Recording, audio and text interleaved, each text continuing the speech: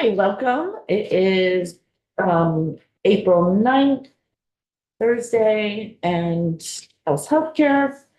And really briefly, we are touching on S-154, which is the biomarker testing that we which essentially was a study, I think. Yeah. Yes. Come down to a study. And we have Mary Block from DFR. So for the record, Mary Block, Deputy Commissioner of Insurance for DFR. So our only, a couple of comments with respect to 154. It's a study at this point. It would help us. It is a very, very specifically detailed study right now, which we're going to have to bring in outside help. It would help us somewhat if it was more flexible and less specific. We know that other states have looked at this issue, other organizations have looked at this issue. If we were able to sort of leverage some of that, that would obviously help. But the way it's written right now, it's very sort of, you must look at X, Y, and Z. So that's one thing. The other thing just to point out is, if we decide to go down this road, this will result in defrayal. Can you explain to the committee what defrayal is?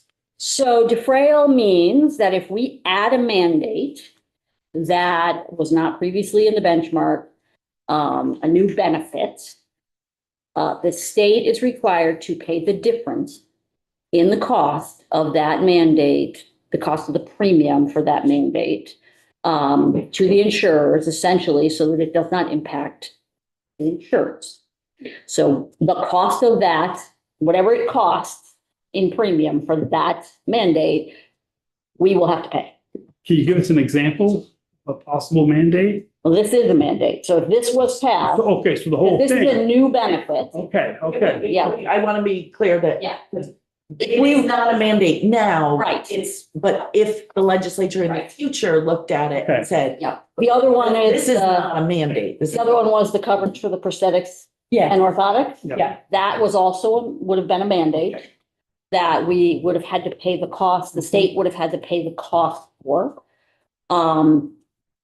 One cautionary item, as we consider defrayals and adding mandates and so forth. In the 2027 Notice of Benefit and Payment Parameters, which is CMS's document that tells us what the rules of the road are going to be for 2027, they have proposed requiring defrayal for every mandate that has been passed since 2011.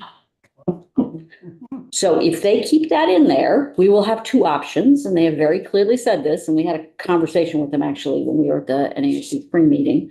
We will either have to reverse our mandates, or we will pay the cost for everything that was mandated that is over and above the ACA requirements since 2011. My history is vague on this. I know that we did, a few years ago, we did hearing aid coverage. We're making a I list. thought I thought we had to have approval to change our benchmark plan from CMS. There's a difference between changing the benchmark plan and having mandates. That mandates don't necessarily have to be in the benchmark plan. Okay, Right now, most of our mandates are in the benchmark plan because oddly enough, during the Biden administration, there was grant money that allowed us to go through a bunch of steps and tests and all kinds of things to incorporate our mandates into our benchmark plan. We jumped through all the hoops. They gave us grant money. We jumped through all the hoops. We did everything we're supposed to do, and we incorporated everything into the benchmark plan. And now the Trump administration is completely reversing course on that, or at least proposing to reverse course on that. We have written a comment letter objecting to this, as many states have. But if they decide to move forward, then we would have to calculate the cost of defrayal for everything we've added since 2011. can you give us something other than the hearing aid coverage? What else have we? Abortion coverage, gender affirming care. I can't remember. We're literally making the list. so that we can, if we can figure it out, because unfortunately, even if it doesn't come to pass this year, everybody's pushing really hard for, at a minimum, a delay. I suspect it will come to pass at some point in the next year or so before the Trump administration leaves office. So we're gonna make a list and start figuring out how much it's gonna cost. We're figuring out, I'm assuming, each individual item and. We'll have to get actuaries to calculate it.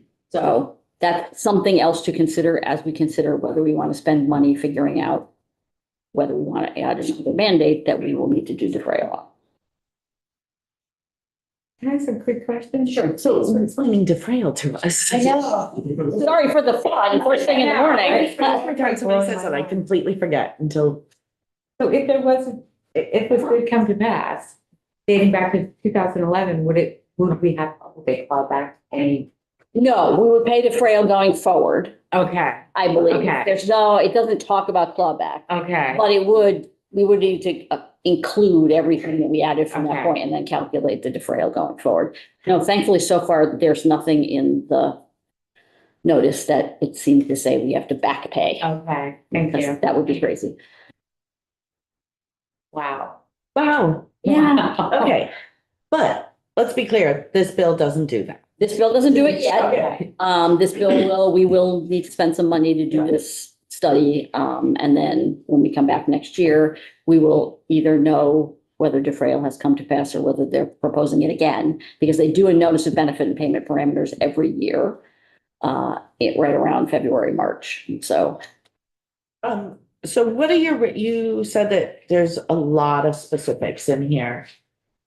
So normally, willing to look at. well, I mean, happy to look at biomarker testing and the impact on premium and the cost of defrayal. It's just the way, B, has us analyzing costs associated with requiring health insurance coverage and Medicaid coverage, which I can't speak to, obviously. For biomarker testing for the purposes, blah, blah, blah, blah, blah, including, and then there's all of these very specific things that we will need to look at. Label indications for test approved or cleared, that's for FDA drugs, warnings. Other states have looked at sort of biomarker more generally, and other organizations. So we might be able to pull some of those studies in and use some of that, but it won't get at these things, which means we'd have to do these things separately. So if it was just a more a lot of times when you see a study, we'll study the impact of, enacting biomarker testing requirements. Seems like we first just really want to know how will it affect rates. How will it affect rates and will we have to defray? I mean, those are the two biggest things I think you'd want to know. Yeah.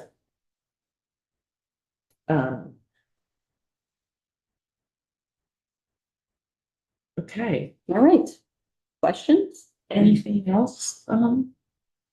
So basically, it's just going to pretty much pertain to insurance, care, and Medicaid coverage. Yeah, I think you want to know for both, what would it do to Yeah. the premiums and what would, would there be How would it affect- defrayal? Yeah. Where did this come from? The biomarker? Yeah, It came from, I don't know who, I don't know who the was. I think it was a healthcare organization, like let's say it was maybe the Alzheimer's Association. Yeah. And we Yeah. will have Alzheimer, I think we're working on Alzheimer's Association and was it American Cancer Yeah. Society? Yeah. We're gonna have them in. Yeah, and I think you have at least Blue Cross coming in, so they can talk about, That's out this afternoon. they can talk about the coverage they already provide, because they do provide coverage for some biomarker testing. Yeah. So they can give you the distinctions. Some of this testing is somewhat speculative and experimental. And other states have had issues there. Arizona had an issue, where they mandated the use of a particular test that turned out to be fraudulent, and it cost a Do you large think sum of money. you think that's why some of these things are in here? that the Senate put in. I think those are maybe things you'd want to put into a bill if we were going to actually mandate it. Yeah. To make, to establish what the criteria would be for what's in and what's out. Yeah. But to just study it probably doesn't need to be that specific. Okay. Would you have proposed language for a proposed study? I think it would just, just pulling out the specifics and just saying to study the impact on premiums and the impact on, and possible defrayal would. I'm assuming you testified in the Senate. We did not. Oh, you did not? I don't think we did. Oh, okay.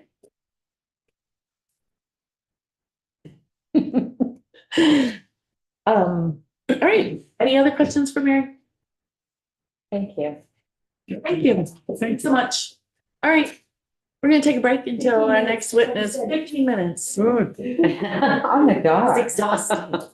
No, we need a break. Thank you, Mary. I really do appreciate you coming in. So we're gonna